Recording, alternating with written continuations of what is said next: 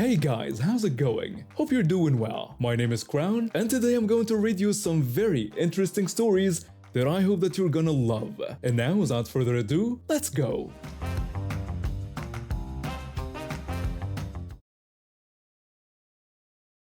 Back in 2011, my immediate family and I traveled to Saudi Arabia for Umrah, the Lesser Pilgrimage. My dad and I were excited because we were all about going on a spiritual journey and casting away the problems of the world.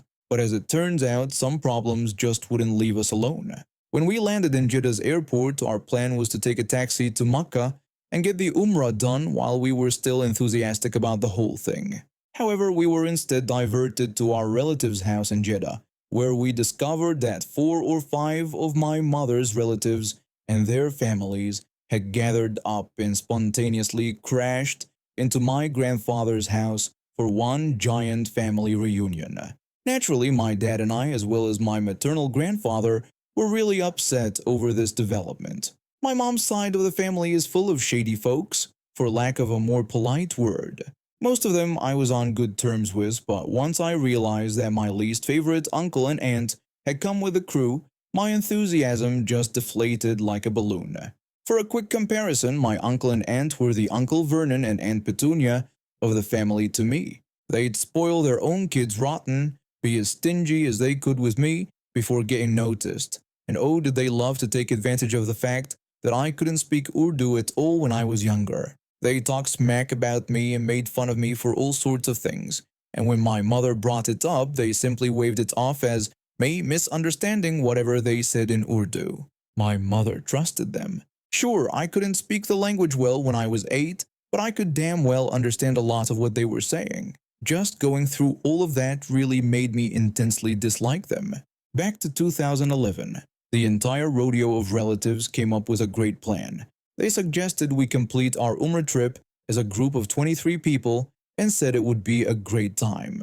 My father and I reluctantly agreed to this, and before we headed to Makkah, my father made a little contingency plan for the rare occasion that I or my siblings got lost. My mother shared it with the group and everyone thought it was a good idea. If someone gets lost, we all return to a specific floor of the clock tower building and wait for the rest to come. No problems, right? We went to Makkah, we had dinner in the clock tower hotel, and when I was getting napkins to clean up after the food, the men split up and abruptly left for the Kaaba. The ladies had already left and my aunt was still at the table waiting on the napkins. When I asked her where all the men went, she smiled and pointed in the wrong direction.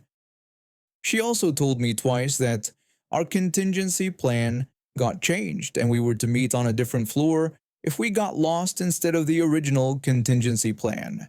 Had I been older, I would have noticed something was very wrong with her words. But I was 15 years old and fearful of being left behind, and so I ran off without even doubting her. The result of her misleading me amounted to 1 hour of checking out the entire hotel looking for my father and the men, then heading out to the Kaaba and spending 3 hours circling the Kaaba, distracted and heavily disturbed by the fact that I couldn't find them anywhere. Then I headed back to the new contingency plan's location and cried myself to sleep on a rusty chair because none of the guards understood me. I honestly thought I was lost for good. A couple hours later, my father found me, and he got violently mad at me for ditching the group and going to the wrong floor. But he realized something was up when I told him what my aunt told me. The men quickly arrived and hugged me, and when my uncle hugged me, he grinned and asked me if I felt the despair before laughing it off. I took the next minute to process this man's words. The entire group of 23 was just trying to talk to me and see the positives out of the situation on the car ride back. But the whole time, I just had one thought on my mind. Did my uncle and aunt really just try to intentionally mislead me and lose me in a large city overseas? I later told my parents the whole story. My father was a little bit unsettled, and the rest of the trip continued with my parents keeping a close eye on me. Fast forward to 2015. We visited the homeland and met up with all these bozos who were excited to see my mom's American family. Just like expected, my uncle and aunt were in the mix. I decided not to say anything about what happened 4 years prior, and I made my mom promise not to say anything about the incident, since she loves to reminisce about things. About an hour into the trip, I realized that my uncle and aunt still thought I had the same language comprehension I had when I was 8 years old. Amazing how they thought I was so stupid. But in 2015, I was finally able to speak and understand Urdu fluently. I just wasn't going to tell them that. With that, I decided that I'd snoop around and maybe sit through their crap again with a recorder and show my mom that I was right all along about them lying to her. But this is where things get interesting. My uncle took me along with his son when we visited a couple different apartments and houses he had the keys for, and helped him clean out the houses. He told me in his broken English that his neighbors were out on vacation and they asked if he could help clean up for them. I really doubted him between how fervently he was scouring the entire place and how he was indiscriminately throwing their belongings in giant trash bags and large rubber containers. Belongings of neighbors that apparently trusted him enough to leave their spare keys with him while they stayed with relatives in America or elsewhere for the summer. It was weird and shady as hell. I'd never seen anything like this back in the States, but I connected the dots when, on another day, my uncle's son called me from one of the said apartments and asked me if I could walk over there and pick him up. Turns out the house was almost entirely empty of anything the neighbors owned, and my cousin already set a bunch of his own stuff in there. He had the gall to tell me that his papa said this was his apartment now. What a riot. My uncle was robbing people of their apartments and houses when they were on vacation. A week later, of some unnoticed eavesdropping, and I learned that my aunt and my other cousin were doing this same dirty work in the state right next to ours. They had better English and told me that they were going to the other state to help my cousin study, and I was just nodding it off. Yeah, go study, you liars. Like I didn't hear you at all 24 hours ago talking about cleaning house preparations. We were having dinner later that night with my uncle and a few other family members, and when there was a lull in the conversation, he asked me what my favorite part of the summer so far was. I just smiled and replied in Urdu that I loved the real estate work he'd been doing and asked if he could help me get a property too. His face just drained the moment he realized I knew the crap he'd been pulling. Everyone at the table started asking questions because my uncle was the last guy to talk to about house-related matters. They prompted me for more information, and I just spilled what his son said and what type of nonsense he and his wife were doing 5 towns over. The next thing I knew, I was taking my dinner plate back to my room while the drilling commenced in the dining room. When my family and the rest of the extended relatives found out, he'd been clearing out apartments of neighbors who went overseas for the entire summer, maybe 10 or so such flats and little houses. He was hauling their possessions to a storage unit somewhere only God knows. The controversy got really big. A couple homeowners got alerted and chased my aunt and my cousin out of the other town. It wasn't long before my parents told me that our entire family pretty much disowned my uncle and aunt's family for pulling this immoral nonsense when being trusted with people's keys. In the end, I never was able to stick him with the same line he hit me with back in 2011. But man, am I glad I won't have to deal with their crap again.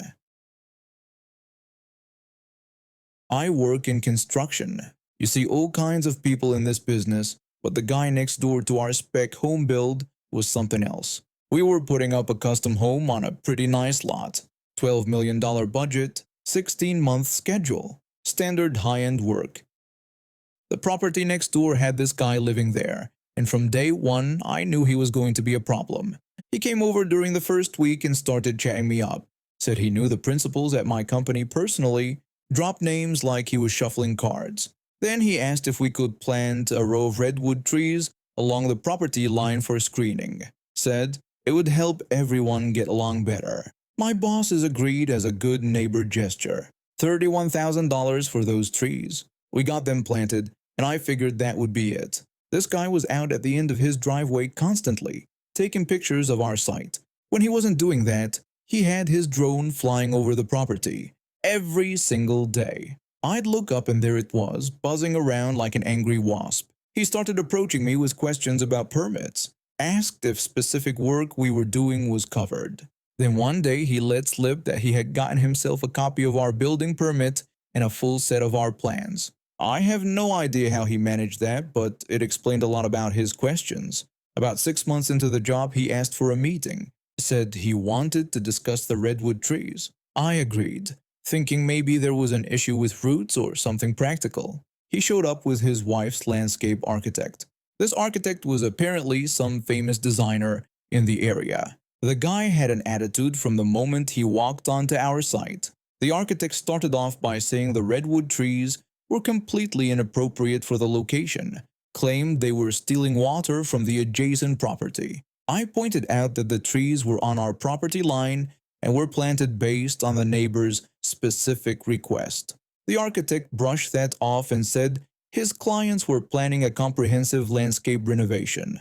The redwoods didn't fit their aesthetic vision. They needed mature oak trees instead. Then the neighbor chimed in, told me we'd need to remove the redwoods at our expense and plant oak trees also at our expense. Said they still needed the screening, obviously. I just stared at him for a second, asked him to clarify that he wanted us to cut down $31,000 worth of trees that he had requested, then plant different trees at our cost because his wife changed her mind. His wife jumped in then, saying the oaks would be much more appropriate and that everyone knew that. I told them we weren't doing it. The trees were staying. The architect got angry. The wife started raising her voice, going on about property values and how unreasonable we were being. The neighbor just stood there with his arms crossed, nodding along like she was making perfect sense. They stormed off. Their landscape project started up shortly after. Major earth-moving equipment showed up. Concrete forms went in, irrigation lines, stone walls, fountains, the whole 9 yards. It was a massive undertaking. The neighbor kept up his campaign, more drone flights, more emails. Then registered letters from his lawyer started showing up. Every single one threatened to report unpermitted work on our site if we didn't swap the trees. He said several times in these letters that he had acted as his own general contractor on his previous remodel. So he really knew what he was talking about regarding permits and regulations. Every letter had the same threat: change the trees or he'd make trouble with the building department. We ignored all of it and kept working on our project. By month 14, we were getting close to completion. The neighbor's yard transformation was nearly done too. From the second floor of our build, you could see the whole thing. They had created these little park areas with mature plantings, walkways, decorative stone walls, and elaborate water features. It looked impressive. Probably cost them a fortune. I called the town building department to schedule a courtesy inspection before our final. Wanted to make sure there were no surprises. The inspector who came out was an old friend. His father and I go way back too. We walked through the whole house together. I saved the second floor for last. We went upstairs and I guided him to the windows that overlooked the neighbor's property. My inspector friend looked out and said loudly what the hell all that was. Said he never saw a permit come through for all that work. He didn't even wait for an answer. Just turned and headed back downstairs straight to his truck. I'm pretty sure he was going right back to the office to pull files and check records. Here's the thing. When we were doing our due diligence before starting construction, we ran abutting property searches. Standard procedure. We discovered something interesting about the neighbor's side yard. The entire area, all 80 feet of width, was a utility easement. Not just any easement either. It was for the single largest underground water aqueduct in the entire region. You can't build on utility easements, especially not ones for major infrastructure. We never said anything to anyone. Figured it wasn't our business what the neighbor did on his own property. If he wanted to act as his own general contractor and skip getting proper permits, that was his problem. But now the building department was officially involved. And because there's a seasonal creek that crosses that easement, Fish and Game got notified about unpermitted work near a waterway. That brought in the State Water Resources Board. Then the major water utility company's enforcement department showed up asking questions about unauthorized construction over their infrastructure. Turns out the neighbor never submitted a permit application for any of his landscape work. Not one single form. All that earth moving, all those concrete forms and foundations, the irrigation system, the stone walls, the fountains. Nothing had been permitted or inspected. Our property sold a few months later. The new owner wanted some modifications done, so I came back to supervise that work. While I was there, I watched crews systematically removing every stone, every wall, every fountain, every mature plant from the neighbor's yard. The entire easement area had to be cleared out and returned to what they called a natural state. Permanently. No structures, no landscaping, nothing. I heard the fines were substantial. Really substantial. Between the building department, the water utility company, and the environmental agencies, the neighbor was looking at serious money in penalties. I grew up in a small city in the EU where job opportunities for teenagers were pretty limited. When I was 15, I managed to land a position at this local market right in the city center. The thing about this job was that it came with an expiration date. The shop had this unspoken policy where they hired kids from 15 to 17, but once you hit 18, you were done. It made sense from a business perspective. Once you turned 18, labor laws kicked in and your salary had to jump up significantly. For a small shop like ours that was barely scraping by, paying adult wages just wasn't feasible. We were in some massive shopping center pulling in huge profits. We were a neighborhood market trying to survive. I worked there for 2 years, and honestly, it was fine. I knew what was coming. When my 18th birthday got closer, I wasn't surprised when my boss pulled me aside one afternoon and asked if we could talk. I told him sure, and he explained that he had to let me go next week. I said I knew why, that I was turning 18 soon and understood the situation. He confirmed that the shop couldn't afford to keep me on at the higher wage. He said I had been great and really reliable. I thanked him for saying that. He told me he was going to give me a severance bonus, not much, but something for my time there. I took the bonus and decided to save it for something special. I wasn't bitter about getting fired. I understood the economics of it. Small businesses have to make tough choices to survive. A few weeks after my birthday, I was walking past the market and noticed a huge crowd inside. The windows had these bright signs advertising imported specialty foods from around the world. They had just received a shipment of really unique stuff, expensive craft beers, imported sausages, exotic snacks, the kind of products you don't normally see in our area. What caught my eye was American candy. Living in the EU, we don't get much of that here. I had seen all these videos online of people trying American snacks, and I was curious. This seemed like the perfect opportunity to use my severance bonus on something fun. I walked into the shop and it was packed. People were grabbing products left and right, excited about all the new items.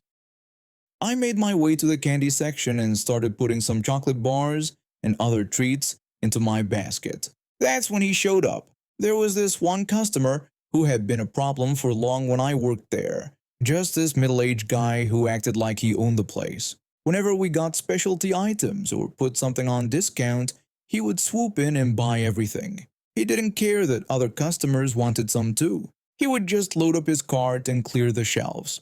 It got so bad that my boss started putting up signs that said things like "limit 2 per customer" just to stop him. Even then, he would argue and complain about how he should be allowed to buy however much he wanted. And now here he was, walking straight toward me with that same entitled look on his face. He asked if I was packing these away already. I said no, I was picking them out for myself. He told me I was still working and could purchase some when I was done with my shift. I told him I didn't work there anymore. He insisted that I did, saying he had seen me at the counter just a few weeks ago.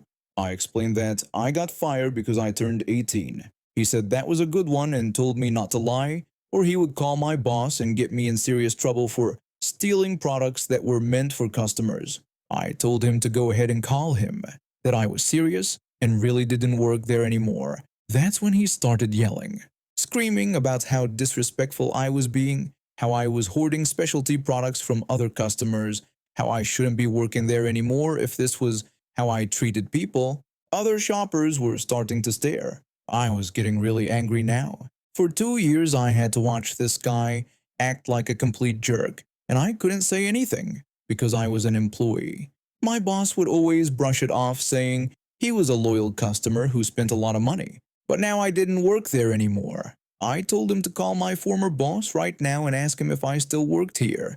I said I dared him to do it. Instead of pulling out his phone, he reached into my basket and started taking things out, saying these didn't belong to me. That was it. I lost it. I shouted at him, asking what was wrong with him, that I had told him I didn't work there. I yelled that he was the problem, that he had always been the problem. I told him he came in and bought everything so nobody else could have anything, that he was entitled and disrespectful. I was right in his face, shouting.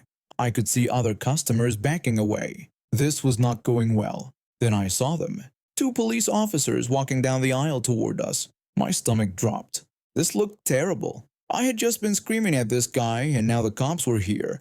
I went completely pale and just froze, staring at the officers. One of them raised his hand like he was about to say something to me, and then the guy slapped me across the face and punched me in the stomach. I dropped my basket. It didn't really hurt that much, honestly. I was just shocked. The officers went from walking to sprinting. They grabbed him and had him in handcuffs within seconds. One officer told him he needed to calm down right now.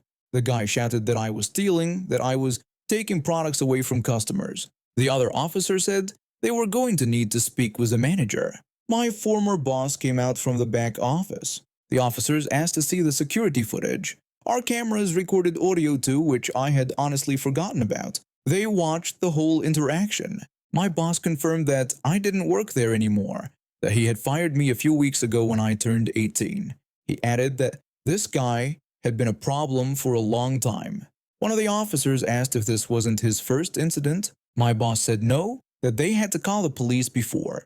The officers explained that someone had called them because they heard yelling about stealing and were concerned. They told me I was free to go. I picked up my basket and went to the counter to pay for my candy. My former boss rang me up and said he was really sorry about what happened, that they should have banned the guy a long time ago. I told him it was fine and not his fault. He said that for what it was worth, I was a good employee and he was sorry to see me go.